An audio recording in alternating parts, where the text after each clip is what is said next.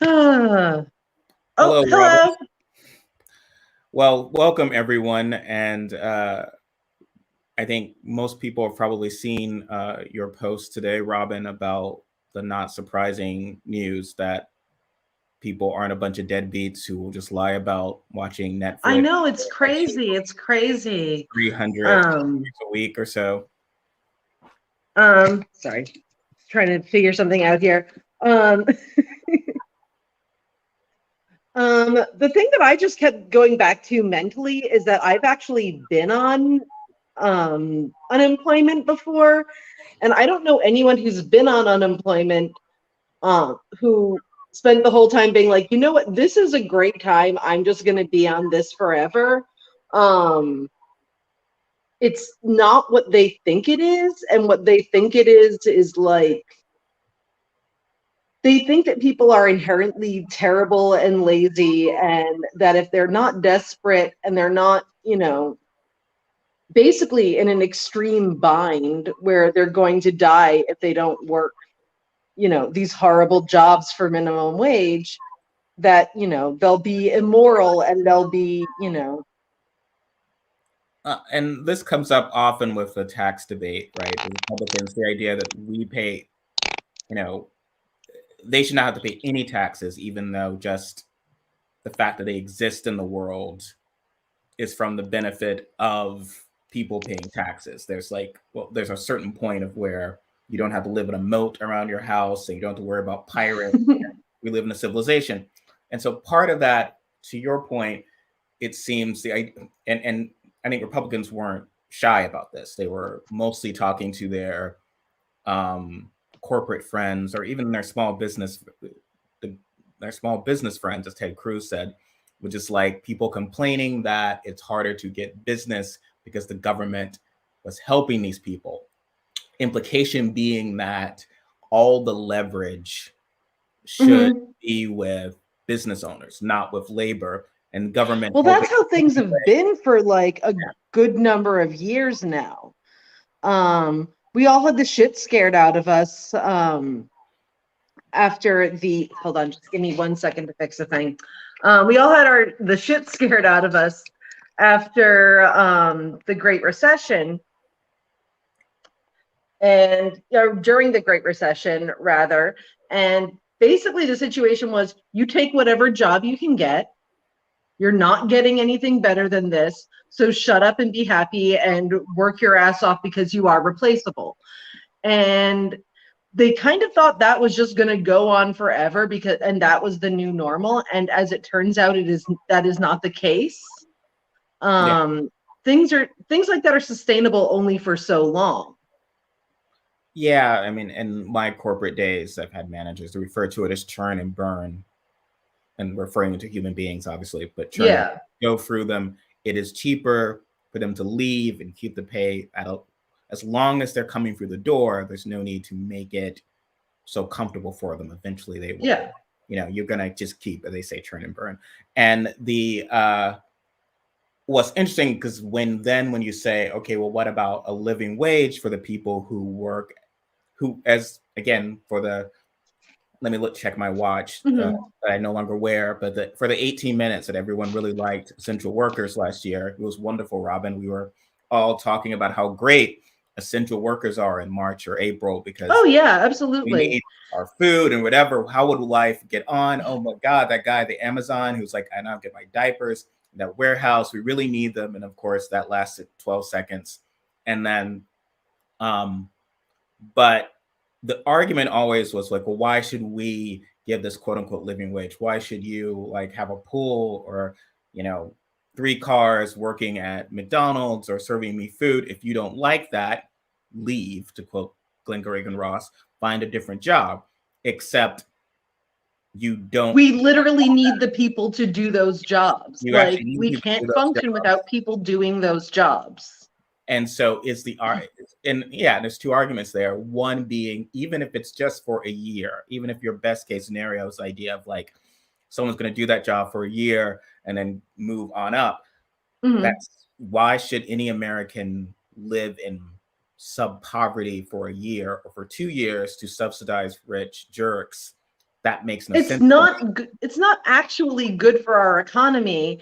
And the problem that I did address in the post is when you have those jobs, it's extremely difficult to get out of them. Mm-hmm. Like, Absolutely. most of the time when you're working those jobs, and I've worked a lot of them, you find out your schedule the day before the week starts. You can't schedule anything, and everything is kept so tight. It's always oh, we're understaffed. We all have to pull together. And, we're a family. We're just trying to pull together. We all need to make sacrifices. And your sacrifice is that, you can't ever have a day off. When I was working retail, I didn't take one sick day. I maybe, every year I took like 2 actual days off for Thanksgiving, and that was like a very big deal that I only got to do because I was a sales manager. Yeah, and you can't have a second job. So that's the other argument. No. So they will work, I'm a lawyer and I work 90 hours a week, and I respect lawyers and hedge fund managers who work long hours, but they're compensated very well for that. And even, for the person who would want to work 80 hours, even say 2 separate jobs on top of each other, which is terrible. But if they had to do that, how do you do this when your schedule is every other week, Monday, Wednesday, Friday, Saturday, then maybe the next week, Saturday, no other person's going to hire you when they have to kind of fill around you. And it's really, it's done that way on purpose. Absolutely. Like, it would be like when I was actually like a manager making schedules, I did the same schedule every week. Everyone was very happy. That's all anyone wanted for the most part. But they keep the schedules different all the time so that no one can count on anything.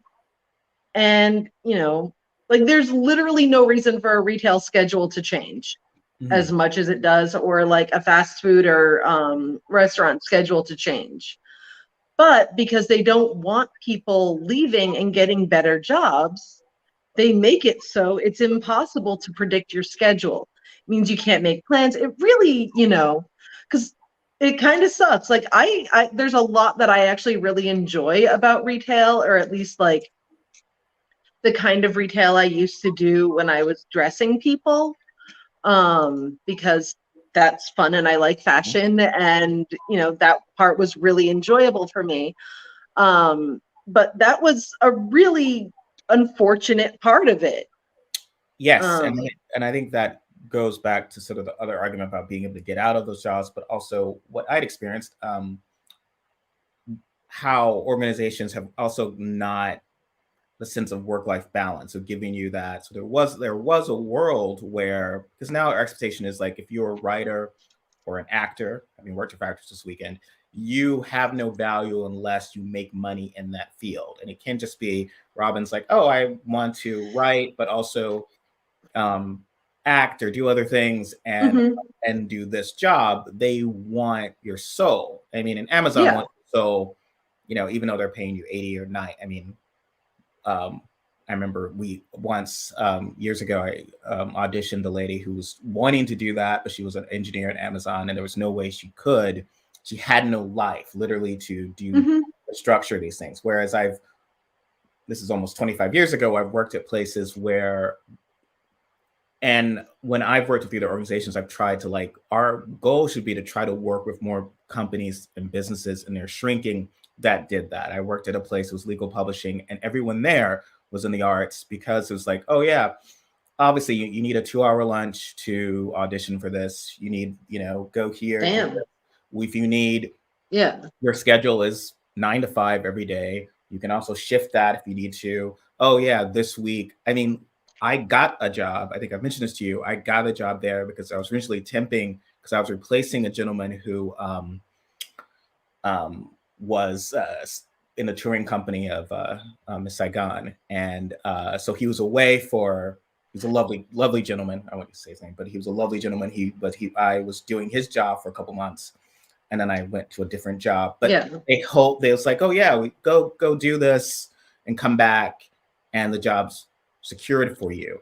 And companies don't do that. Like in retail, the idea, if you have that, as you said, I enjoy doing this. If that was sort of my set job, but they don't want that. They want your soul, and they just see you as they have no human relationship with you. And surprise, when you have a human relationship with people, people stick around. It always frustrates me when people ignore the data that's in front of them. So that, it's like, I want this to be true. Okay, well, the data is clear. People almost always leave because no one I mean, starting a new job, even if you're the biggest extrovert in the world, getting a new system, structure and everything, people don't do that. They're mostly motivated. Either it's like, I'm going to starve unless I get a new job, or I'm miserable here. I don't like my boss. I have no connection. And when they talked about, when people like to talk about the good old days of people being at a job for 30 or 40 years, and now people cycle through it. They cycle through it because they just have no, they're not treated as human beings. So they have no emotional connection. Although, to be fair, when people did have jobs for that long, they usually had like better benefits, and they had a salary that they could live off of. And that's treating you as like, I remember even by the time when my dad was at a place where the idea is like, I can take a couple hours off to go see my son and something. I can do that. You have, you get, by being there, you are part of, they would never use the term family, but there's a sense of you have capital there. Like you are a person there and you can kind of move and whatever. And now the Bezos syndrome of like, there's no respect for that. And yes, as you were, I wanted to get back to that point you made about how hard it is to find. It is deliberate, and that trying to find new work, despite all the conservatives say of like, oh, if you don't want to flip burgers, find another job. It's like, well, that's a day. Either I take a day off, and I'm lucky to get that day off, or they fire me, or whatever. Or when I do callbacks, and they don't create that system as a whole. It is a structurally a classist system when you have the ability to look for other work. So especially if you work a job where you can take a longer lunch, or you can shift your work a little bit later because your work is not specifically, someone has to actually. Well, I think we had the idea for a very long time that it was like your work was supposed to be your life, definitely. And you're not, you're not supposed to be having a job where that is just temporary. You're not supposed to, be trying to do something better at the same time, because your work is supposed to be your life, and you're supposed to be so happy to work 80 hours a week there for 40 hours pay. Yeah. Because, man, do you love working. And, in America, we very much associate work with morality. It's the whole like weird Protestant thing that I don't totally get, because I didn't meet a Protestant until I was 17. That is not a joke. Like I think I knew one Episcopalian girl, or two, because they were twins. But it's very, very much this idea that, work is what keeps you moral. And the most moral thing you can do is to work your ass off for nothing, because that is how you prove that you are a human being who is worthy of something. Like, it's why we have sort of like, as a country, there's a reaction to, people are supposed to have, you think people should have healthcare without earning it? People should have childcare without earning it? What is that going to do to them? It's going to turn them into these terrible, scary, bad people. And, we're just going to be a nation of Veruca Salts. Well, it is. And, it's just, oh, no, people are spoiled. No one in the United States is spoiled. No one is spoiled. And it's very seasonal as you bring this up, because every year, Americans, despite, having, most conservatives having the sort of, as I say, the philosophical viewpoints of Ayn Rand, every year they see some version of A Christmas Carol. And the whole point of that is that Scrooge has an obligation to the people who works for him, like Bob Cratchit. Yeah. Even show where he used to work, the people he used to work for, who waste, as he would say, wasting money on the big Christmas party, or trying to like give them the day off and all this sort of stuff. And as he said, I have the power to make their burden. They have the power to make their burden light, heavy. There's an obligation there. Now, obviously, it's a very Victorian England's a very classist structure, but inherent in that was like, because in America, it also seems like we just gotta spit. Like if you're poor, to what you were saying, if you're poor, it's a failing, as opposed to. Well, it's not just failing it's failing morally. Yes, there's a moral failing. So there's no sense in the Christmas Carol that Bob Cratchit is morally inferior to Ebenezer Scrooge. It's quite the opposite. The book, the story goes to a great deal of trouble of showing that he's actually a good man, but he's poor, and that's the world. There's poor people in this world, and what Scrooge does is sort of like he's doubling a employee's salary where there's no market reason to do that. Cratchit's desperate. It's not like he's going to leave, but he's like, I'm going to do this. I'm going to make sure his son doesn't die. He's going to give them health care. And that's the message. And so the people then see that, and you get someone literally like the guy from Papa John's who might watch that and then while having Christmas with his family and then whine about how, oh, well, if I have to even participate in the Affordable Care Act, I'll have to fire people. How dare you burden me? But then it's like, okay, do you also support socialized medicines? Let's pull it all out of the employer. I don't personally. I mean, the fact is, a lot of the reason why people do not want socialized medicine is because it would give people so much more freedom employment-wise. Yes. It's a very big part of it. Because, you'll hear people say like, well, then how are businesses supposed to attract workers? Because a lot of the time people stay at jobs just because they have insurance. And they can't leave jobs that are bad because their family needs that health insurance. Because it's not just money. It's if you leave the job, you have terrible health insurance. You've got the joy of Cobra, but even if you get another job with it, it's a benefit you can't necessarily negotiate, because I think it's dependent upon what that might have. And so yes, a lot of people. Well, this it used to be that when you'd get a new job, you couldn't get. Or actually, I think that's still the case now. Like you can't get their health care for like a certain amount of time. Like you have to go without having health care. Mm-hmm. For a certain amount of time, or have Cobra, which is $900. Oh my God, I've never been more horrified than when they let us all go from Spin Media, and I got the bill for Cobra, and I just cried. I had just lost my job a month ago, and it was like, now you owe us $900. Yes. It was a really bad time.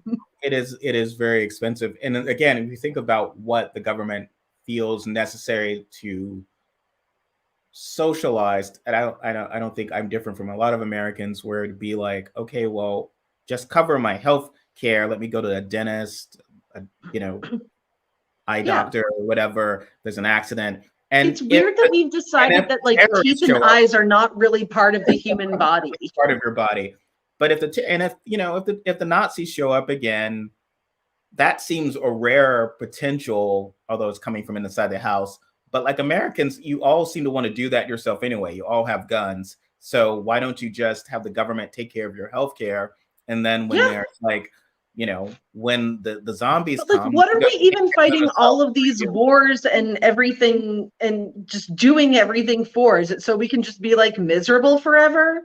Apparently, because we can't, because that will ensure our freedom and our democracy, even though it is to live in complete misery or poverty, as evidenced by, you would think like a senator like Joe Manchin would be just give me all the money. Please, our people need all the money, but instead it's like some sort of vague. Of course, I mean, he's doing all right, so I guess that's the. So he doesn't care. Like he's like, I got mine, and again, it goes back. Like he's very, very much of that mindset where it's like, well, if you were moral, then you'd be rich because God would have blessed you with you're with money and everything. So being poor is proof that you're immoral. Yes. So supposedly a non-psychotic Republican, which we call a conservative Democrat now. I mean, and cinema is usually just pretty much out for all she can steal. I mean, now her support of the Trump tax cuts, like not wanting those to be rolled back, which is sort of okay. How do you even Democrat if that's the and again, we're always lectured at, okay, we're lucky to have cinema even on our side, all of that. But I mean, again, this is something that Mitch McConnell and Senate leadership very early in the Biden administration, they went to the White House and said, we're not rolling back those tax cuts, despite there being, and they cost trillions of dollars that were never paid for. But we're also going to whine about you spending half of that to feed poor children. And we're completely evil, but we realize you suck so much at messaging and you can't, we can just completely be evil and it will somehow work out. Because even now they kind of, Mitt Romney had tweeted like how many 1.5, 1.5 seconds was this, 1.5 minutes was this, and when, like 1.5 trillion was this many times. And it was like, oh my God, that's a lot of minutes, Mitt Romney. And you're like, well, money, why are you focusing? As long as they focus on a price tag, everyone's going to be like, as opposed to, okay, we're talking about childcare. Here's the economic. I mean, we spend so much more money on the military, like twice what we would be spending on childcare and other saving the environment so that we don't like that messing with the environment screws us economically, unbelievably so. Like there was an article about how a lot of the issues with microchips and everything were due to like severe weather at like near the manufacturing factories and everything. We're basically destroying our economy to prove that we're super like moral and good and don't need help. Yes, it's crazy. So that rich people who already have more money than they could possibly ever spend in their lifetimes have slightly more money. No, yeah, and that'll somehow create jobs that aren't living jobs. But our colleague Michael Mora, who writes for us, had just mentioned in the comments this unfortunately successful messaging from Republicans about how, well, you should be able to choose your doctors and all this sort of stuff, and you won't be able to do that for socialized medicine, which ignores the fact that for so many Americans, there is no choice of a doctor. It's not like you get Dr. House or some Dr. Nick from The Simpsons. It's like you literally don't get a doctor. There are people who don't get treatments. I mean, there are people who literally, even if they had the money, live in areas where they cannot go see a doctor because the doctors are so far away. Mm-hmm. Like, that's what we're dealing with. I think you touched on the climate issue. It is fascinating. And I've gotten in trouble for this because someone had kind of, after Manchin's latest, Manchin might be willing to do like 1.5, nothing on climate change, nothing about this and whatever. And the person was like, oh, well, progressives are all big on not getting that something is better than nothing. And here's like, we're getting something. It's like, okay, well, first off, Biden did campaign on these things. There's something in the world called politics. And if you campaign on X and don't deliver it, going back to George W. Bush's no new taxes pledge or whatever, people tend to hold that against you. Fine.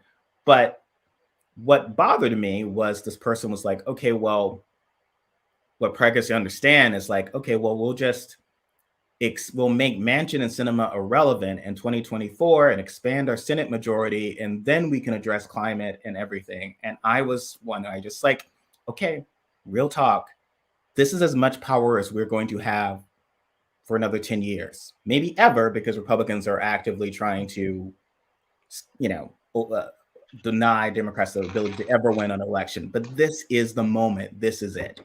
And I was, told that I was like doing voter suppression or doomsaying or whatever. It's like, no, objectively, the party in power, we have power. You can't be like, oh, I'm kind of like Superman, but I don't really fly, or I can't fly. I could fly, but the filibuster, give me more power. It's like you objectively, people don't reward the party in power with more power if they say like, give me a little bit more. It just doesn't happen. And also, Republicans are clearly like, and it's a dream world, because I had people responding to me. It was like, we're raising more money than X, it's like, because it's this weird sense of obsession with money and politics. And that can solve everything, even though it doesn't. Like, despite the pouring, it really doesn't. Like, you can have, like, it doesn't matter how much money you have if people think you suck. Like, and you've been in sales. Then you're just wasting money, and that's kind of a shitty thing to do. Yes, to me, it really bugged me. And again, going back to another thing I was yelled at about on Twitter, I was really mad with people that Amy McGrath, even Jamie Harrison, my brother, I love him, but they were still raising money from people 2 weeks out of an election that anyone knew they were going to lose. From people who can't, I'd love to get this out of money, out of politics, specific point that people can't afford to give $50 to these things, and it is it's desperation for that.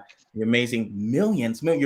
And there's not even a Avengers in-game movie at the end of it, right? So it's not like you gave all this money to Amy McGrath and she gave you a film with Tom Hiddleston in it or something. You'd be like, okay, well, he's cute, I'll watch that. What a great deal. It's like, no, it's like, no, I raised a lot of money and he crushed me. No, Mitch McConnell crushed me because as you might have said about you, when people think you suck, it is essentially, there's a sense of what the numbers are in these states, who's Republicans, what people want. And, if you sell me on a Bebe Neuwirth musical and you keep reminding me about it, I'm going to be very excited. But if I don't like musicals, all you've done is, all I've got in my head is this damn musical. I hate this musical. And I'm not going to see it, but you spend a lot of money advertising to people who don't. So all that happened, it was like, and I think there is this view from kind of a Superman turn out the dark, or Spider-Man turn out the dark.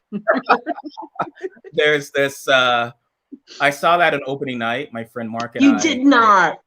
Yes, we saw it opening night, and it was 4 hours long. Like, it took forever because there kept being accidents, to the point that he was up from DC in New York to see it. He was supposed to catch a train back. And it was literally like a chance that he might miss this, like the latest train out of, because it took that long. Like, there was a point where like the villain, the spider lady, it broke and she was like stuck hanging from the ceiling for like 30 minutes. Oh my God.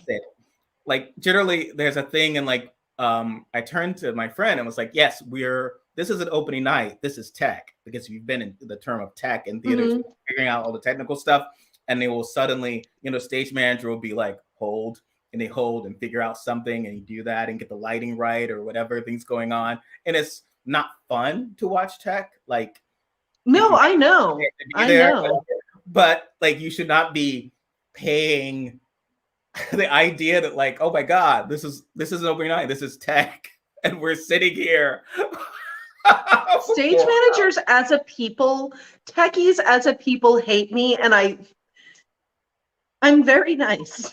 So we're watching, why are we watching this? But yeah, so but that's the point of like, the original point of this idea that money can solve everything. But and it, to me, it's just like, you guys don't seem to get the fundamental moment. Yes, we're very good at raising money. That is not going to help when the other side is just going on Fox and saying that we're all pedophiles and baby killers, and when they just overturn the election. It's like, how much can we, Raphael Warnock's next election could be overturned because That's the Well, problem. there were 4 candidates for Secretary of State appearing at a wacky-ass QAnon conference in Las Vegas this weekend. Yes, like 4 of them. And that goes back to the idea that right now, what the Democratic Party should be doing is, okay, we're going to bust the joint out. We're going to all be united. And I know you don't have Manchin, you don't have Sinema, but whatever.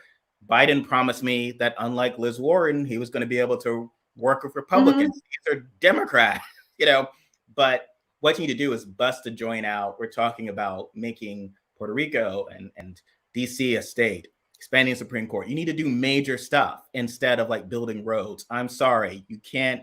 This idea that like being good governorship and good governance, and that's going to help you against fascism, especially when the thing you're running on is like we built roads with fascist thing. It's kind of awkward. Is not going to help. Fundamentally, this is our moment. This is it, because kind of the equilibrium of politics is it's about share. Like every 10 years or so, we share power. That's a two-party system. And Democrats are always a kind of like our friends across the aisle. We can't say they're fascists, but by the way, they are fascists to the point that we can't be trusted to ever hold power. Because, if you and I share power, it's like, okay, it's like we took turns driving a car. I can go to sleep while on your turn because I don't think you're going to drive us over a bridge. But if you're psychotic that way, maybe I should never let you drive. And maybe I should do whatever it takes to make sure you don't drive. But instead, Democrats seem to not want to go that far, whereas Republicans do. Everything that they said at that wacky, as you said, in Las Vegas is consistent with their rhetoric. Marjorie Taylor Greene, what she says is consistent with how Republicans act, that Democrats should not, in any circumstances, wield power, and they're dangerous. And meanwhile, we're being told of like, okay, well, democracy is democracy is at stake unless we pass voting rights. But if we don't, let's just raise some more money from poor people, and that'll help us win these elections, even though the Secretary of States have said outright they will probably cry fraud and overturn it. Like, this is the moment, and it's scary.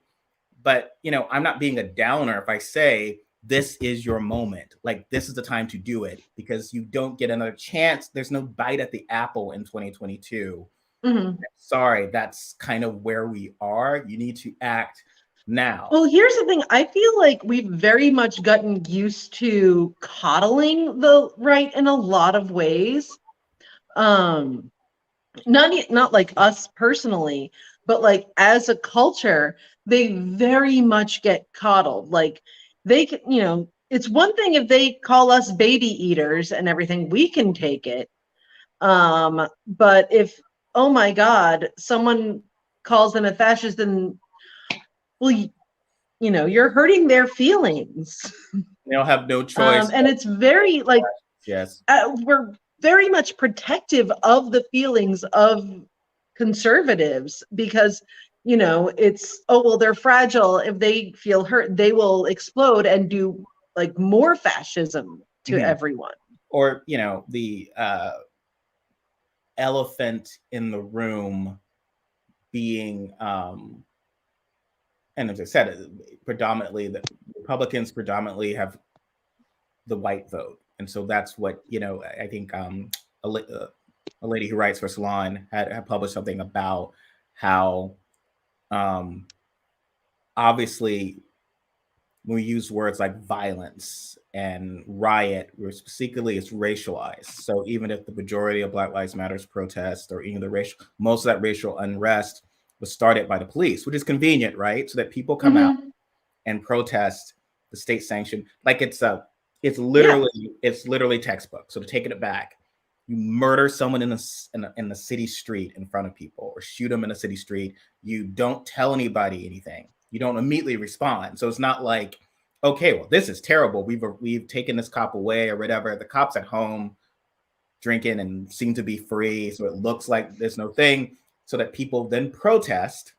They get upset. They protest. The police come out in force.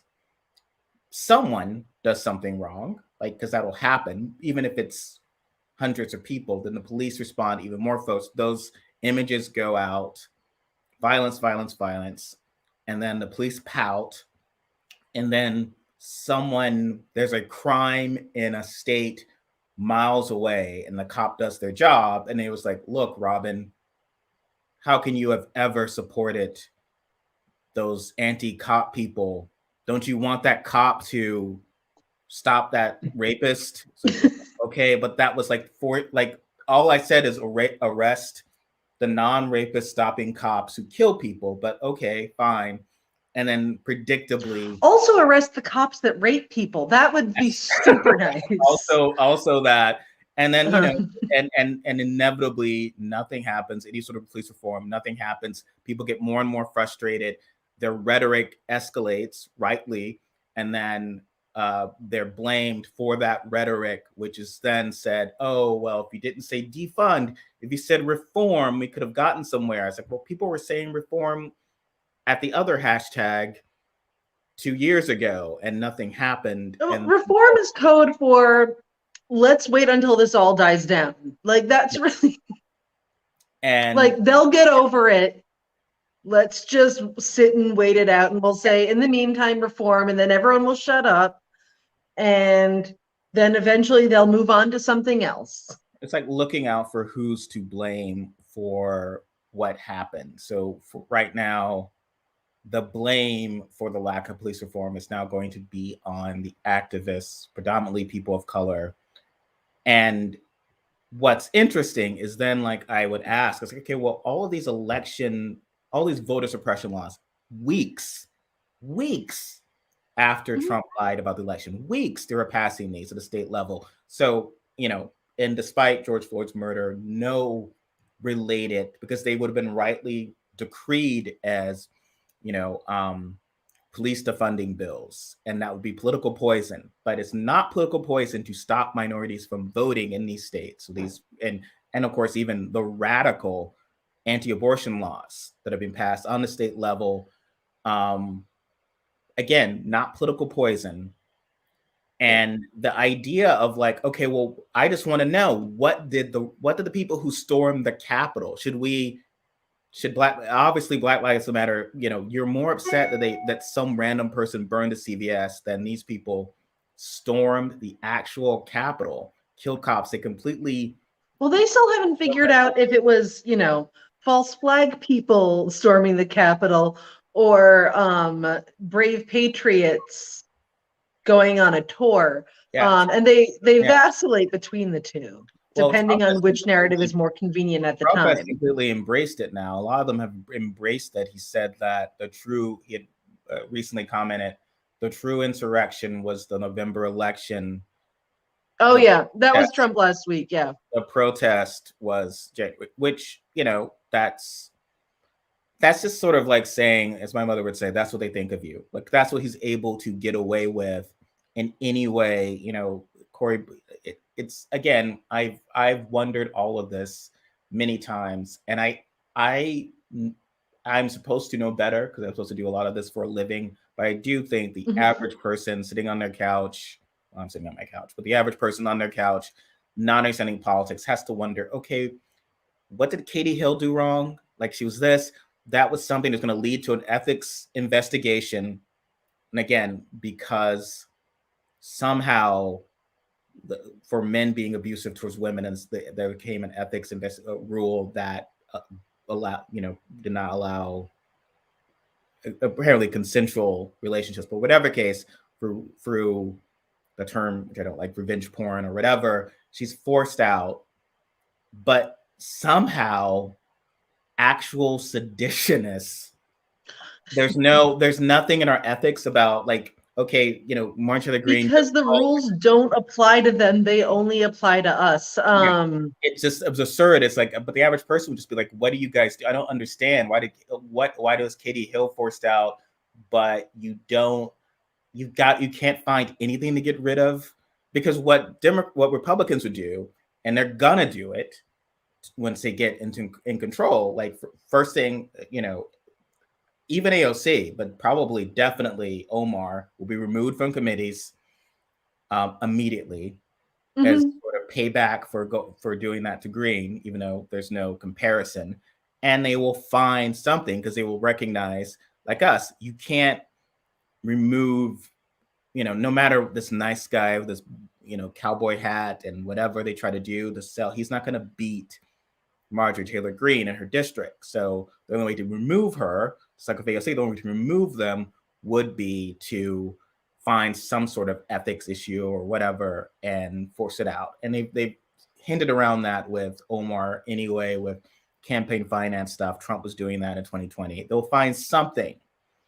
And that should be how people are trying to get rid of these seditionists. It's like, okay. And when I've written this, I was like, well, you can't get, the idea of getting gangster, you shouldn't get gangster with these guys. That's wrong. And I'm like, look, actual Republicans, from Michael Steele, from Tom Nichols, they are Rick Wilson, like these guys or not, they are actual Republicans. They're the ones that you're saying, the former Republicans that we should be trying to woo. They're laughing at us. They're like, dudes, what are you doing? I worked at these assholes. They can't be there. Mitch McConnell is coming for you. He's laughing at you. You need to step it up. And so part of stepping it up would be, why have you not spent the past year? I mean, I'm talking about deep ethics investigation, not some sort of broad. Because again, the big fear is that, if you upset them too much, then they'll do worse stuff. And, you have to find something. At some point, we're going to have to run that risk. Yes. Find something to force those guys out, do something. And they're still like, that to me is astonishing that the idea that Garland or anyone couldn't make a case stick. If you are a minority, again, the Democratic Party's base are people who don't have a lot of power. Like the people in the actual Democrats tend to have a lot of power, but I'm talking about the people who predominantly vote for Democrats are people with power. And they're like, look, come on. You can make cases. People have made cases to bust me on X, not me personally, but to bust me on this sort of thing. You can't find some reason to connect what Josh Hawley said with that, right, with an assault on the Capitol. Why is Marjorie Taylor Greene or Cruz welcome? That whole should have been completely dismantling, because we've gone over this again, but it's the idea of spending the past year. They're afraid of going for the jugular because they think if you go for the jugular, you cross a line and then something. This actually, really, that's what, then chaos. I don't know, something very bad will happen. But it kind of relates to the thing that I sent you in Slack, where the article in Politico that proposed that perhaps one of the reasons why white men are being so horrible is because there's no more Limp Bizkit for them to rock out to. It is quite the tragedy. And this is the second time I've heard this argument in a month. The first time was Ben Shapiro's show. I think Matt Walsh or something. And first of all, guitars aren't that expensive. I mean, for me, they are. I still feel that the most expensive thing anyone owns should be a guitar, if that's, or that's, when I worked in fancy retail, I would count things in guitars because that was my general thing for what an expensive thing is. But you can get a guitar, you can learn to play guitar, you can learn to play drums, you can start a band. It's so much easier right now to express yourself creatively than it was, when I was younger and I had to go to coffee shop open mics and play sad Ani DeFranco songs, which is a thing very cool people did at that time, people who are young. But you can't get there's this idea that everyone's supposed to create culture for them. Everyone's supposed to, create culture and do everything with them in mind, or else, oh no, they'll be sad because they're losing the culture wars. Well, they can't. They don't have to pick up a guitar. They don't have to, write a poem or whatever. They want people to create art and everything for them. They want to be centered in the culture. And that's a lot of what we keep talking about when we talk about, the angry white men, they're sad because they're not being centered in the culture as much. Well, get over it. You and I aren't used to being centered in the culture. Well, and that was sort of the argument of like, what, and it bothers me because one, I mean, it's usually white guys, so Matty Iglesias and Shore will always like, we need to center white men more. Problem is, Democrats can't do that sufficiently enough to, also you run the risk of still losing, if you're dependent upon 90% of your of the Black electorate voting for you, that is dependent upon that you have their backs against racists. If you're saying, oh, we're not going to call the other side racist, or we're not going to mention that, and that's always an issue. Like, white men are constant gatekeepers to that, especially white liberal men will always, if you dare say Republicans are racist or sexist or homophobic, despite their objective, policy standards, despite the cruelty of stuff, the transphobic rhetoric, they will always stop you on that. Whereas women tend not to. Like, when I've worked with women, they tend to be, these guys are sexist or racist. It just tends to be that gatekeeper, because white men tend to want to believe that there's some sort of, like from the Jon Stewart sense, there's a sort of maybe we just all sit down and we can kind of agree. And it's like, well, no, there's a fundamental... and we were actually discussing this at dinner table last night. If you're a white guy, when you discuss politics, a lot of the time, your shit is not on the table. Like, no one's questioning your humanity. No one's like, should you have rights? I'm not sure. It's not a personal investment. Like, for us, the personal is political, and it's not going to, and part of their issue is that they don't want politics to be personal, because they feel that's like, a low blow.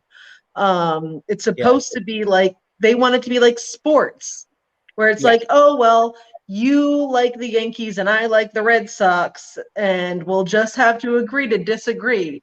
But it's very different when it's like, okay, well, if the Yankees win, then I could be forced to have a baby against my will. Like, that's...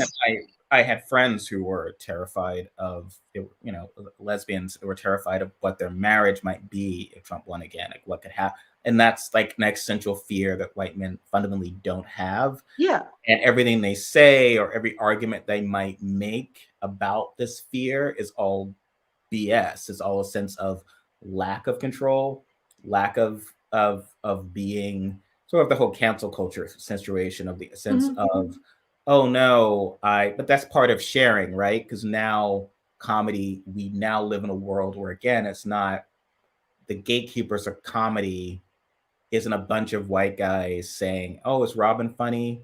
Does she either become into our realm? I mean, part of what was I found hacky and boring about Dave Chappelle's special was so much of it was like, oh my God, this is just boring arguments. So the idea when he talks about this trans woman, it was like, well, she wasn't part of their tribe. She's part of my tribe because he was a comedian, which is just the good one. It's just, you kind of roll your eyes. It's kind of like, I mean, this is like a gender studies or, that was something from decades ago and I try to be polite about it because, okay, well, maybe you missed that from decades ago, but maybe part of that should be understanding where the world goes. And part of your job, and that's what comedians used to say, because part of being relevant was to understand. We all understood that was the art of comedy, right? So a comedian like say Woody Allen or someone might have come, that's sort of connected into the real world.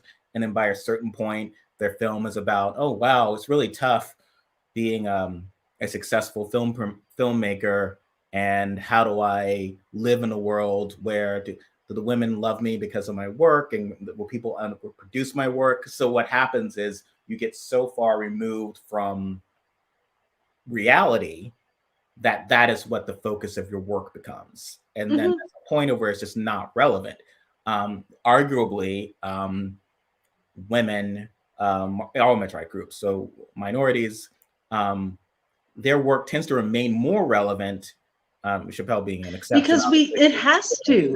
They are still in that. They're still, then it's sort of different things. Then it's kind of like, no matter how successful I am, this is the crap I still have to put up with, and that is now connected in a way to someone who's not as successful as Chris Rock. You can still identify with being followed in a grocery store, followed in this or whatever. And I think that's something that also speaks to the political. And so you do want, when AOC talks about, reproductive freedom, talks about racism, she's coming in from someone who has a connection to that, and it's relevant. Whereas still now there's always the idea of sort of your Manchins, and that was sort of interesting thing. Like the media tries to present Manchin as the Democratic sensible person, as if he's the bartender. Like he was a bartender. Like he was the bartender, not AOC. He was the bartender a few years ago. And like in a Jimmy Stewart movie is now the common sense senator. Instead, well, no, he's incredibly wealthy. He makes a lot of money from this industry, for the coal industry annually. AOC isn't necessarily wealthy. She's not this elitist, but it's this messaging, mostly because I think a good number of Democrats they don't necessarily support her or connect with her, because the people they see as embarrassments would then be the ones that would the idea of, oh, this party's gotten to a lead. All right, well, what about the woman who was formerly homeless and is now a congresswoman, like Cori Bush? No, not her. What about the former, like was born in Somalia, whatever? No, not her. She's embarrassing. What about this PTA mom who's white and whatever? And it's like, it becomes like an obvious sense of who Democrats want representing. Well, it's like we're playing by the rules. One thing I would like to speak to is, they like the whole, well, Reagan and Tip O'Neill, who actually didn't get along in real life, they, like there's that whole like, oh, remember those good old days when like they could talk about whether or not women and Black people deserved rights and yell about it on the floor and then go out to lunch together? Here's what I want to know. I would like to know what Democrats ever got out of those damn lunches. No, you just got your Tell me what came from the lunches. Yeah, you wind up getting your butt kicked. Like, and that was a sort of, and it was the same thing with Ruth Bader Ginsburg, which was revealed that she's perhaps was never sort of intersectional in the sense of hiring Black clerks and what she had said about Kaepernick. And that doesn't discount all the other great stuff she did. It's just that Sotomayor, as a minority, is probably going to be more on the side of that. Makes sense, right? And but when Scalia died, and then later when she died, people would say, oh, when Scalia and RBG could just recognize, well, yes, but they're two white people. And they both liked opera. I mean, I like opera. I don't have to hang out with fascists to listen to opera and enjoy it. So it's just like, if you are minority, it's like concerning, because it's like, and that's the thing, like right now you have Manchin, and that's a Democratic issue. Manchin talks about, oh yeah, she's so divisive. He says this on TV about AOC. He's never supported her when literally Republicans who his buddies his buddies who are going to turn out for him, who didn't, about voting rights, are, actively sick psychopaths on her through the, and want to try to get her essentially killed, he has no real affection or concern for her. He's a representative of, and it's not even that he is overtly racist. I would be even that generous to him. It's just that he's a white guy. He's, of course, is going to connect more with Mitt Romney and Susan Collins than he is going to be with AOC and the others.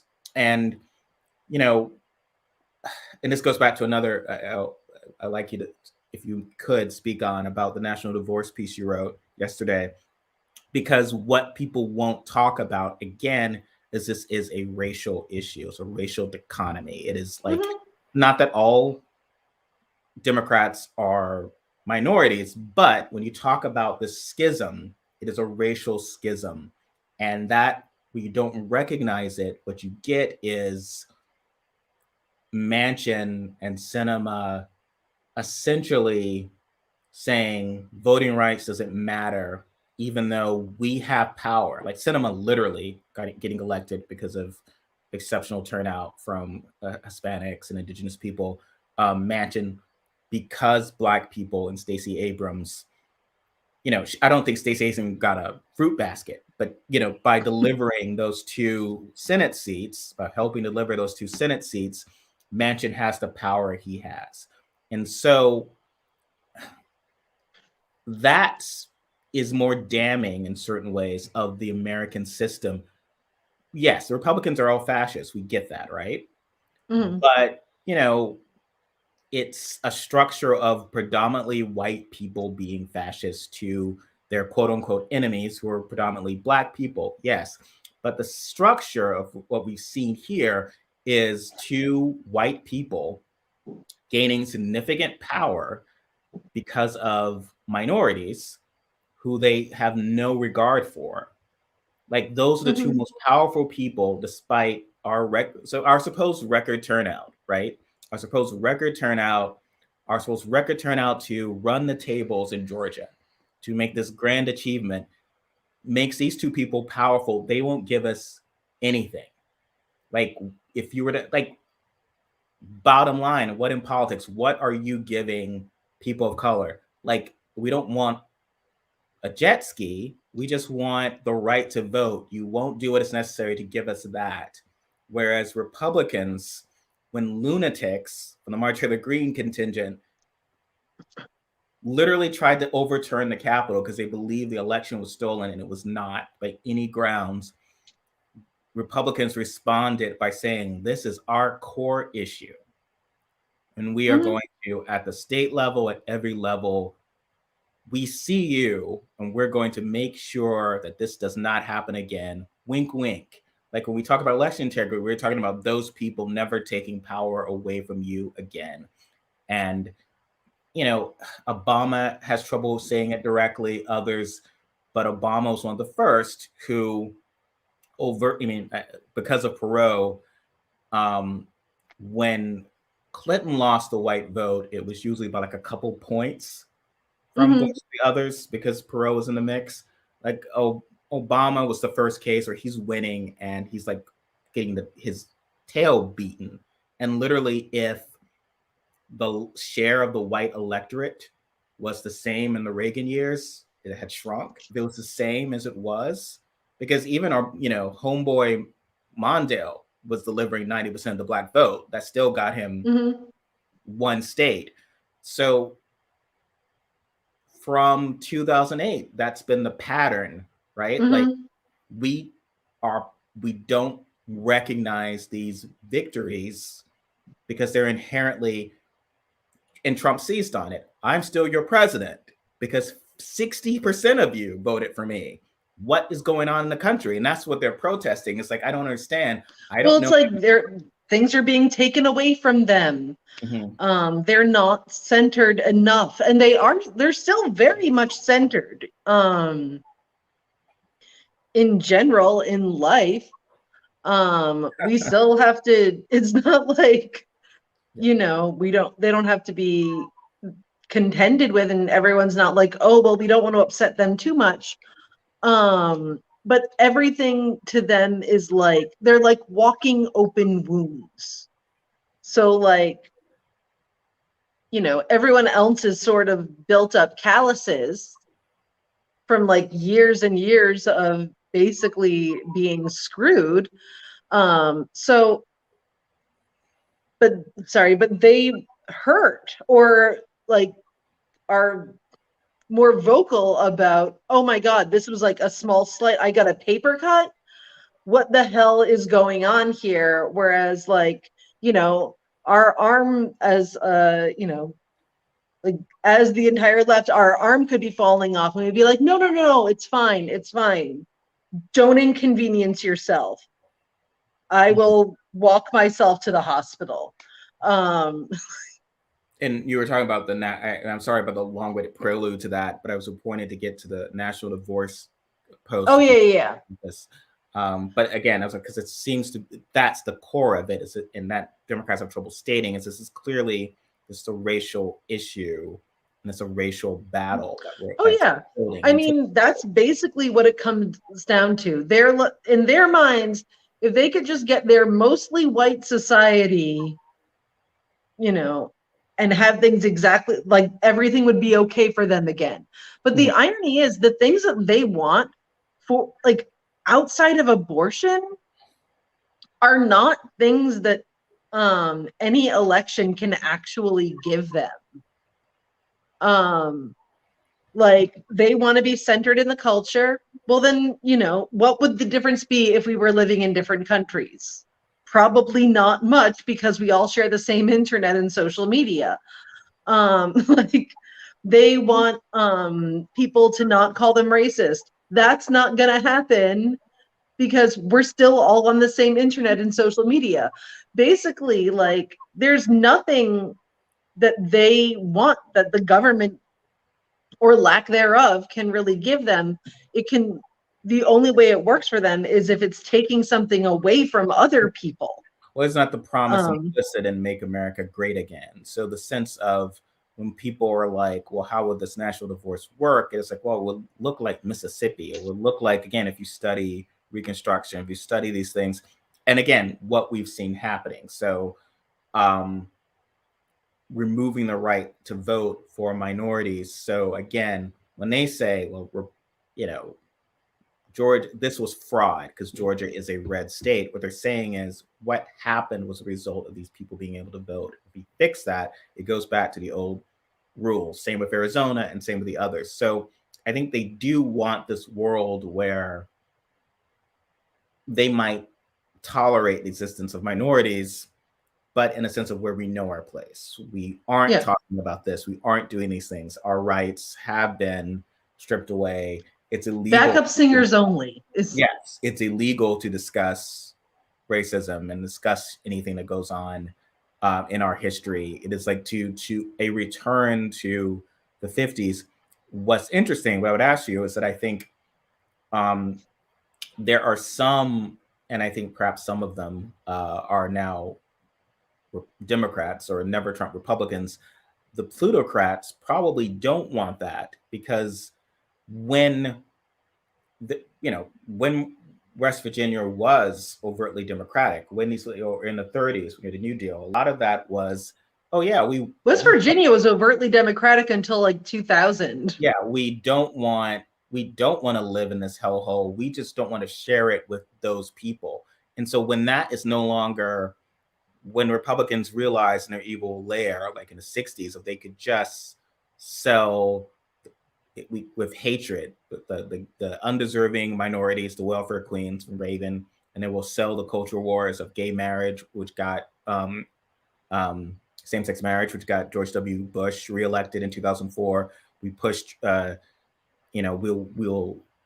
demonize trans people, we'll demonize you. It's essentially evil stuff, but that is what gets, by preying on that, on the culture war, that allows them to, because the lie that keeps happening, and again, Iglesias said it, and all these this whining of like that Democrats need to sell out minorities, not even talk about it. Why engage in these culture wars when Democrats don't? Democrats weren't talking about police reform before a black man is literally murdered on the street.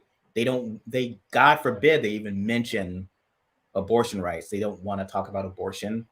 But then you have Well, these they Texas really laws. like doing the whole like safe, legal, and rare thing. Exactly. They don't want to lead with that. And, so they don't want to talk about these things. It's Republicans who push it because they view Democrats as being like the almost partial nerd, like the nerd in high school who thinks they're perhaps could get into the cool kids, but then has the other friends who are overtly nerds. So it's like, okay, you're going to be even more vicious to your other friends.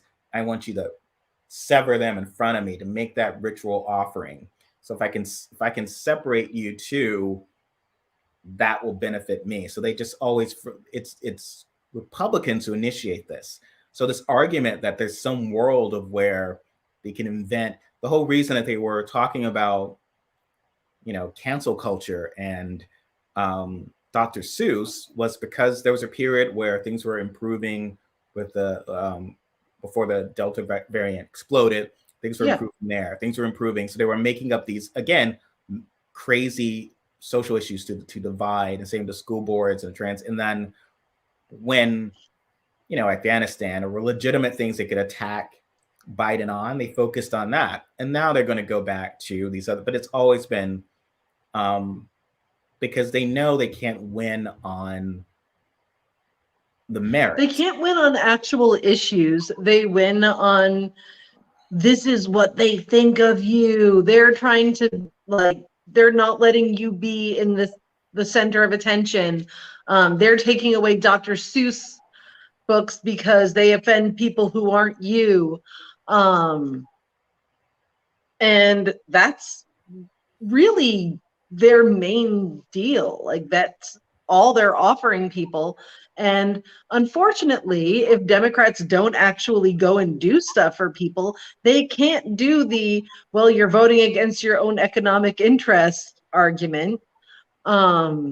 Because, well, if Democrats aren't going to do anything and all Republicans are going to do is say, like, hey, you're pretty, we love you, they're going to go with the one who's telling them they're pretty. You fight for the people who are fighting for you. That no one, the majority of people who voted for Democrats would have no reason to believe that, like, thanks to Manchin and Sinema, that Democrats are fighting for them. If I say that, I get accused of, well, what about this laundry list of things that Democrats have done, which is all good. The problem again being that, well, you promised this, and Republicans are going to remind you this is what you tried to do and you didn't achieve it. I think, and it's not that I'm some random that I want my pony, because I know your favorite term, I want my pony. It's like, well, childcare, these are not ponies. Like, literally, what is relevant is that Manchin is like, this is what human beings could have had. I'm saying they can't have it for all this BS reason. Like, and what I saw that really annoyed me was then it's like, okay, well, you're not getting everything, but this is still a progressive bill. Fine. Manchin might let us have this very stripped down bill. Here's some good stuff. Maybe that you can get childcare for an hour on Saturday or something. Fine. But what they want to improve the labor market, get childcare. Exactly. Like, you want people to go to work, they need childcare. But what bothers me again is this idea of like, oh, well, we'll expand. We'll definitely get non-Manchins and cinemas. Well, one, you got cinema in 2018 after Trump. Why are you, like, Republicans don't have any cinemas after Obama was elected. Obama was elected in 2008. They had junkyard dogs from Rubio, Cruz, and Hawley. Like, they were no surprises, right? It's not like Josh Hawley is suddenly like, I'm a decent Republican, actually, and I'm going to vote for this. And everyone's like, what? How did that happen? And like, he's supposed to be part of our resistance. It's like, no, whole hog. I'm going to overturn elections for you. Yeah. Cinema should be like, Cinema should have, look, Manchin's useless, but Cinema, I donated to her. People donated to her. Part of the hashtag resistance. She should have shown up with a shotgun saying, like, let's get down or something. Instead, she's like having lunch with Republicans. And so, no one really knows what happened there. Okay, fine. But they get all this attention. So you're telling me that somehow when we're making them irrelevant, that's if we by a miracle win in Ohio, which is, I'm not being a voter suppressor, I'm saying it's highly unlikely in a state that Biden lost by almost 10 points. So it's going to be a matter of which asshole is going to win there, Vance or Mandel. But you're saying Tim Ryan is going to be your liberal champion? Maybe he would, but wouldn't he want the attention that Sinema and Manchin are getting? Like, where there's no sense that the party is rewarding loyal, Democrats who stand by the agenda. There's like, okay, like then it's like, okay, well, I'll just team up with Manchin and Sinema and be the one who's the kingmaker. But the reality is that the idea that you're going to run the tables, expand your is sort of kicking it down the road. The idea, okay, well, looks like Manchin killed climate change, but don't worry, come out to vote, even though you'll have to stand in line for 14 hours and maybe they'll get overturned again. The election will get overturned, but that's when we will do something about climate or whatever. And to me, that is just not, it's not realistic. It's not based on what, I'm not trying, someone said, you can't predict the future. We could yes, you could win all 60 seats to make the same. I mean, fine. Despite all historical precedent, despite all that, fine. You could do that. For me, to make sort of the artistic argument, there's the idea of, the person and who is on the third film or third album of their major contract, right? And it's like, my previous records or films never did that well, never caught fire.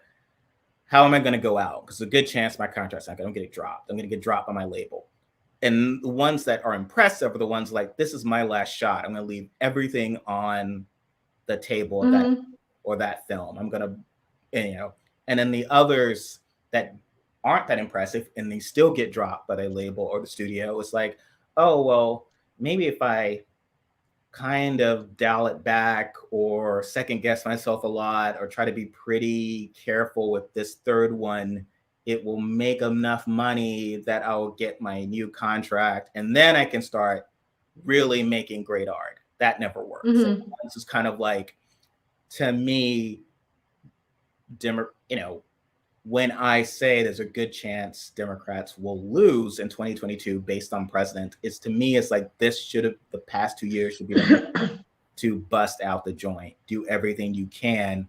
Also, because you can't trust these guys to ever hope once they get power, you'll never gain it again. And to believe that the same rules will apply just makes no sense to me. But I don't know. What is your sense of this, Robyn? I mean, I think if we're going to have to get rid of anything, the main things that we need to keep are the things that are going to actually affect people's lives, because that's the only way Democrats have any shot at continuing, or to win next time, just because there are a lot of things in there that I think are really important and obviously need to get done. It's an emergency for most of these things to get done. But, child care and universal pre-K, and I think vision and dental for seniors definitely all need to be priorities, because if people get those things and they're immediate and they're like, oh, hey, my life is better and easier now, that will make it at least somewhat easier to elect Democrats, rather than we're going to do a lot of good stuff that you're not going to notice right now because we're not revamping your personal highway at this juncture. Yes, we should obviously obviously infrastructure is important, and that's already getting done anyway. But we need to be focused on the things that are going to directly improve people's lives, so that they're actually motivated to go, to stand in line for 14 hours, which they should not have to do. Absolutely. Otherwise, people are just going to be like, screw it. No matter, my life isn't affected regardless of who is in office. And I think there are a lot of people who feel that way in general. And so, you know, it's up to Democrats to prove that no, your life is significantly different if we are in charge. Yes. Rather than we're just going to keep it sort of the same, except the Republicans won't be in office and they won't be unpleasant. And I fundamentally, obviously, I believe everyone should vote. I vote in every election, but I'm also someone who is aware of human nature. So, is what you said is true. Like, unless you can point to how someone's life has demonstrably improved, often it can be as simple as whether or not how much it costs to buy gas, or Mm-hmm. you know, how much food is their grocery bill. That was reflected into how people view the world. And, you know, obviously Republicans have been bad actors in this, wanting to make the pandemic a culture issue specifically so that it can be prolonged, so that they can they're even blaming Biden on it. And it worked. Like, his support in one recent poll, his kind of dominance and approval for COVID had decreased because more people have died this year than last year. Granted, that is because Republicans are insane, and despite the presence of a free vaccine, have refused to do it. I mean, it's astonishing, but yeah. I mean, that is really one of, I think, probably the most psychotic, vicious things that any political party has ever done in, you know, the history of the United States. Basically being like, you know what, we're going to make it so that none of our people take the vaccine, or very few of them take the vaccine that could save their actual lives, because we think that that'll help us win an election. Yeah, well, these are affirmatively bad actors. I mean, and that's interesting because, again, well, Democrats will pull back on calling them fascists or call them terrible people. They still want to like play baseball with them. But then when, to your point, there's the person who maybe not be as politically engaged and feeling like, well, why should I vote for Democrats? And that's when they say, oh, but the other side are fascists. It's like, well, shouldn't you say that? Shouldn't you have gone the fascist before that was your sole reason to get me to vote? Like, oh, well, they're fascists. They're evil. It's like, oh, well, you aren't necessarily acting that way. You're wanting to build bridges with them, literally. So, you know, why should I trust you now? I mean, it's not particularly, again, Marjorie Taylor Greene's rhetoric is consistent with the viewpoint of Democrats. And I think, yeah, you should be out of like, why would we want to work with a anti-democratic party? Why would we want to deal with people who are so vicious about minority rights? She doesn't want to be near anyone who's doing satanic child trafficking. So that's the woman has to have standards. I certainly agree. And, you know, again, I would love if Democrats managed to avoid precedent of what has normally happened since, you know, 94, 2010, 2014, whatever it can be done, can do it. I mean, to me, again, Republicans at the state level are going to, you know, overturn elections. That seems sort of a given. And to me, it's been the biggest surprise that there's no like begging Republicans to help them not steal, like they're bank robbers. And you're saying, instead of like, please, bank robbers, help us keep bank robbers from robbing us, will never make sense to me.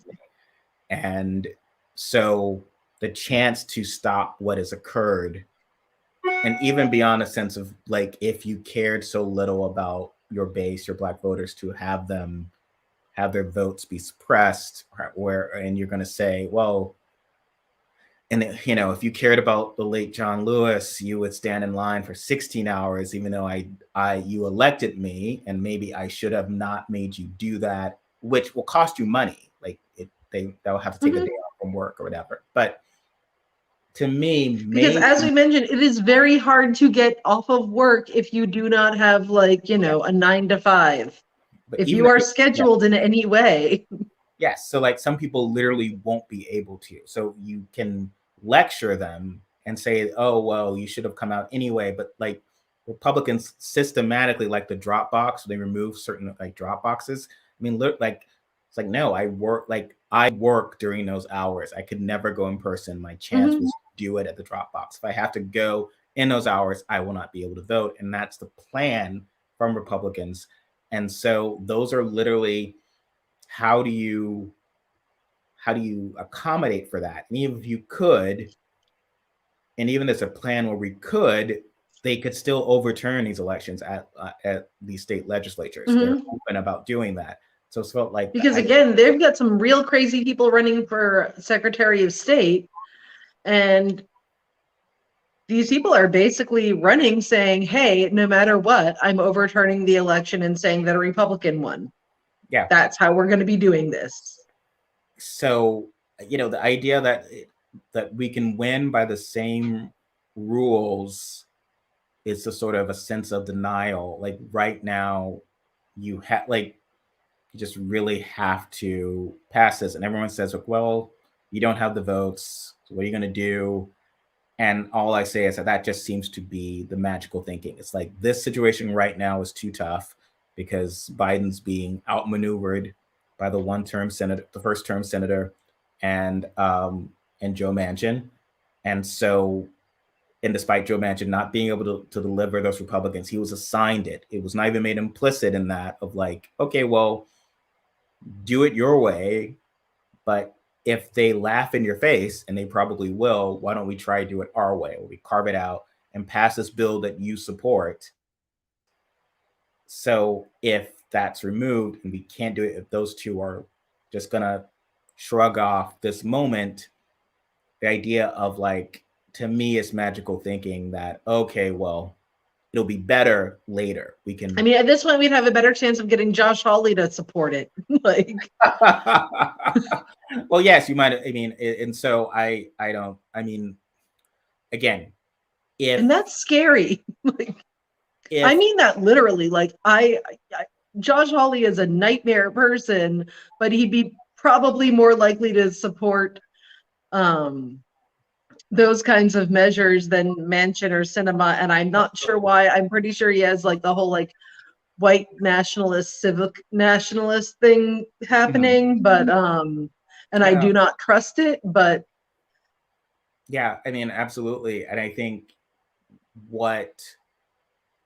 that's the sort of thing. If it really was a case of, yeah, we can't do this because we don't have those two are op and Biden can't leverage them, and apparently, you know, what do you want? I'd be all about what can we do to get around these measures? But as you said, like, we are dealing with people who are just going to have fully embraced the big lie and say, hey, yeah, that didn't happen. I say at this point, go full, why do you hate America? Like, yes. I've always said that the absolute best argument for a lot of this stuff is, oh, so do you think Europeans are better than us and more deserving?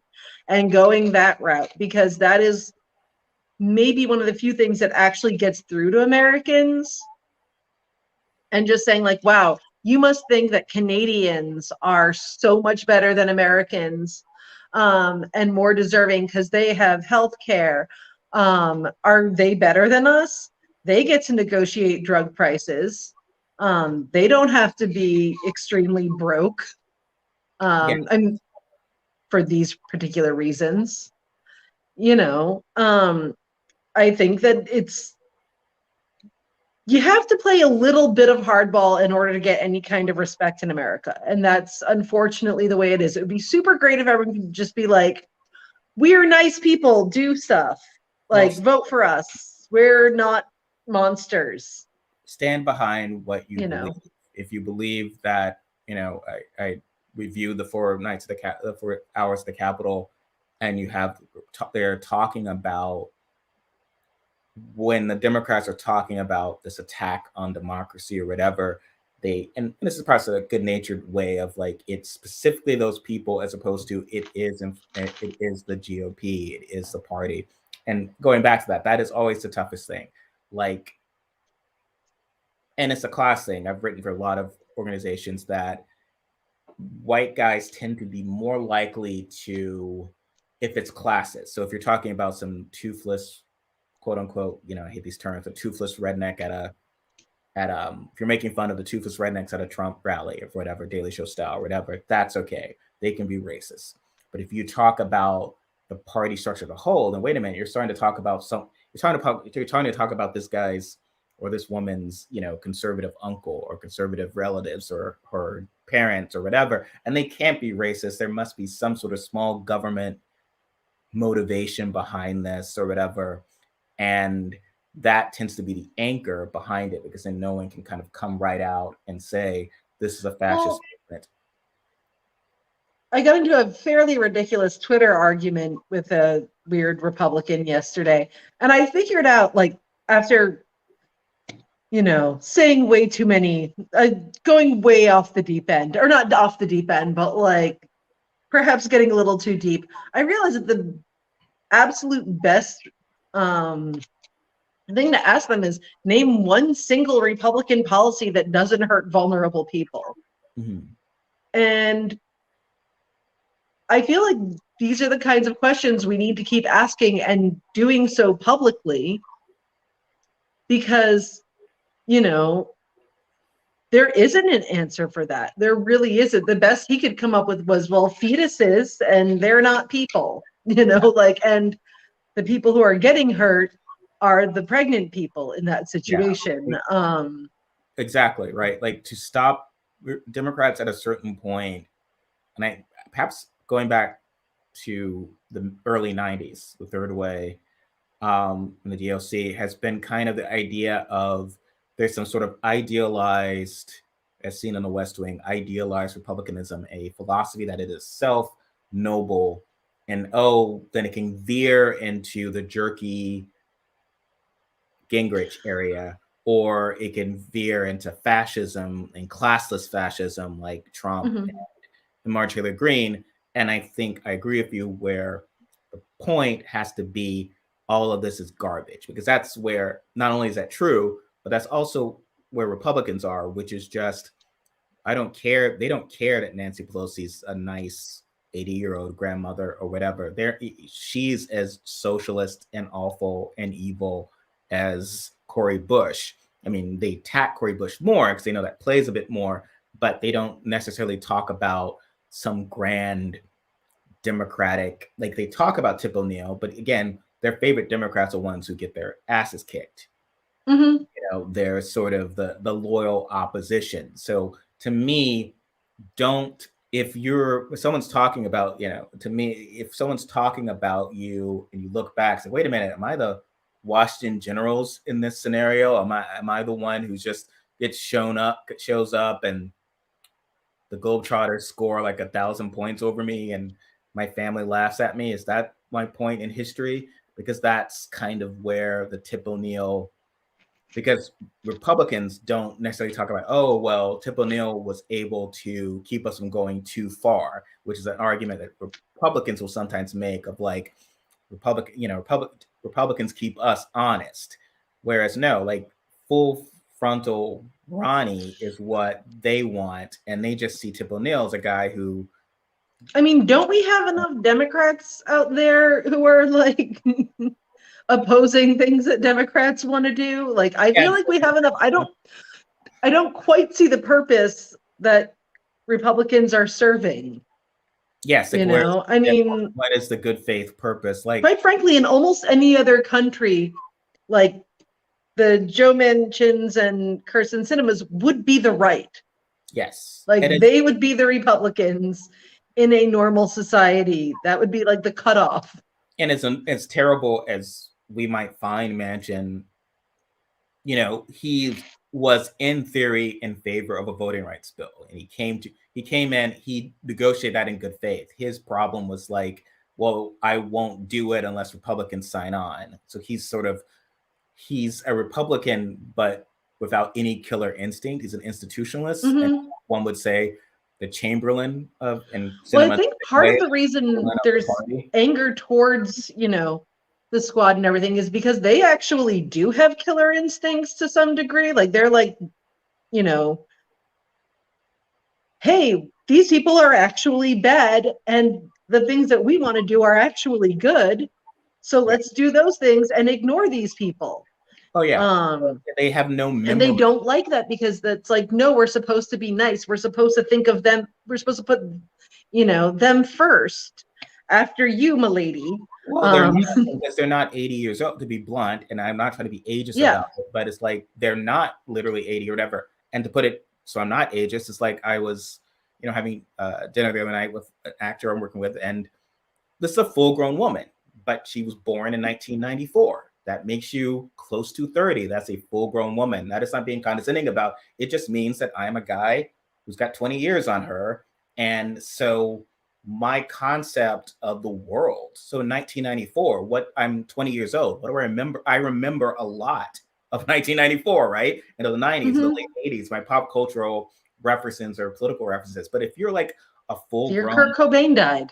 Yeah, exactly. Like who is she? Coast Cobain, right? Like, so if you're almost 30 or like, and the squad, their AOC is a little bit older, but she does not remember the typical, and we can talk about whether you should have been the Washington Generals, but even when there's a world of a Danforth, Quayle, who's a nice guy, she's just one of grew up in a world of just the worst, nastiest people who came to power. If you think of, again, my friend, born in 94, this is someone who came to, would have been born when Gingrich came to power. He come to power through like the worst, scuzziest actions. And these aren't good people. So it's like, we're not friends. We're obviously less inclined to be golf buddies because we're either women or we're minorities. And so you don't necessarily are buddies with us. And you're just terrible people. So why this sort of belief in the cynic comedy in this club is doing grand damage? Because the past 20 years has been Republicans, Democrats refusing to accept what the Republican Party has become, insisting that someone like Marjorie Taylor Greene is some sort of exception, an embarrassment, rather than being their base who has power now. And, and that everyone, when Nancy Pelosi's talking about good Republicans taking the party, it's like two of them, and they still won't vote for voting rights. And or anything, like there's nothing that they're like, that's not terrible that they're gonna vote for. Yeah, I mean, I'm glad. Look, I am certainly glad that Liz Cheney and Adam Kinzinger literally think that mobs should not kill Democrats, and that's a very low bar. Very low bar, and that they will acknowledge elections. That if election is lost, they will acknowledge it. Otherwise, our entire democracy falls apart without that. So that's fine. I still don't see any benefit to what they offer the nation. And if that becomes the pro-democracy thing, if we get Democrats talking about what great patriots they are, that gets dialed down to such a level. Because again, Republicans aren't praising AOC as a patriot, and she doesn't want any Republicans getting killed. And Cori Bush isn't wanting any Republicans killed, but they don't applaud her as pro-democracy. So yeah, we just got to wake up, stop being the Washington Generals. I babbled on enough. Can you give us some final thoughts and wind us down, Robyn, please? I got nothing. What do you got going on for tomorrow already?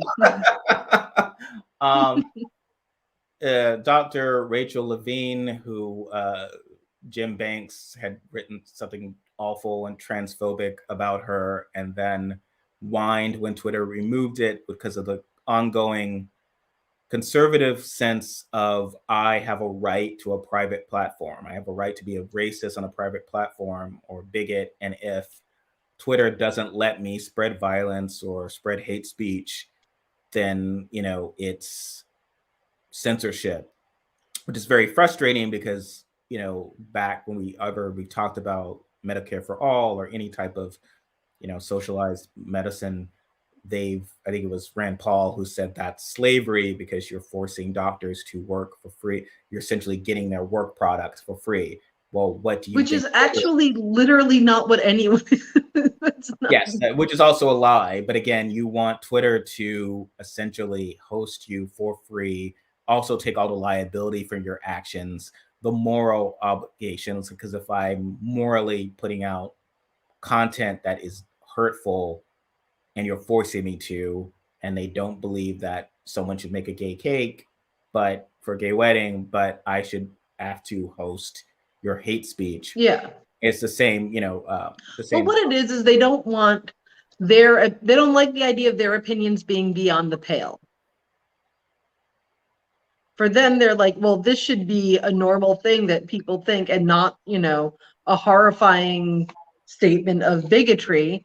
And it's not so much that they don't get to spread it, it's that people are like, no, that is really not okay. And, and they take that personally. Oh yeah. Well, it was like someone, Matt Lewis, wrote this really whiny article. I'm not going to cover it because I'm off the Meghan McCain beat for a while, about how Meghan McCain, it was like what it's like to be a conservative, and again, a nepotism beneficiary, to like be in these liberal spaces, and there aren't that many. And it's this whole wine fest, and it's just like, well, do you know what it's like to be? Well, if I were to tell you what it's like, and we've told you what it's like to be a woman and on Wall Street, or to be a minority on Wall Street, or all these quote unquote areas, it's expected. This is the thing. Like, it's expected to be a minority in a majority culture. It's expected to be the only liberal in a small conservative town. Like, you're just supposed to deal with that, and that's why no one's like, oh my God, what you must go through, even if what you must go through is really freaking terrible. And Barry Weiss at the New York Times and Meghan McCain, the consistent pattern is that they feel that they've been oppressed in these areas where they've just been assholes. And often, like, if I were the only Black person at, a hedge fund or at, any sort of other environment, and behaved the way these people did and got fired, my discrimination lawsuit would be laughed out of court, because it's like, well, you're on the face of it an asshole. It's going to be hard to prove that they fired you because you're Black. It's clear they fired you because you're a jerk. And like, that is like, Meghan McCain is a jerk. You watch the show and she's like not, and even, it's not the Tip O'Neill Reagan thing, right? Because she was openly hostile and antagonistic to these women who were her seniors. So again, in a world where it's not all about white supremacy, and that's what Matt Lewis can't get at, right? He like can't get the white supremacy implicit in his argument, or in the conservative, because a world where the times I've held my tongue, the time, like, to me, to be even 30, even when I was Meghan McCain's age, if I was in a room with a white man and a, Jewish, white guys of 30 years older than I am, aside from being raised politely, I tend to be, somewhat to my elders, right? Like, which she never was. She treated Whoopi Goldberg 3 times, GOAT, treated her like she was not even that they were equals, but that Meghan McCain was somehow superior. So, but like, no, like, obviously you would get fired, and we understood why you got fired, and they couldn't accept, she just can't, conservatives can't accept that and see her as, well, because people are supposed to they're supposed to act like assholes, and everyone else is supposed to be like, yes, this is just the way things are. We're gonna politely ignore that you are an asshole because we are for some reason privileged to be in your presence. And that's kind of what it comes down to. They're used to being, people being like, I'm so excited to be around you that it's okay that you're an asshole. It's, this person is an asshole when you first meet them, but then when you get to know them, they're like the greatest guy writ large. And people like that. People want to be that person. They want to be that person that people will put the effort in to try and get them to like them.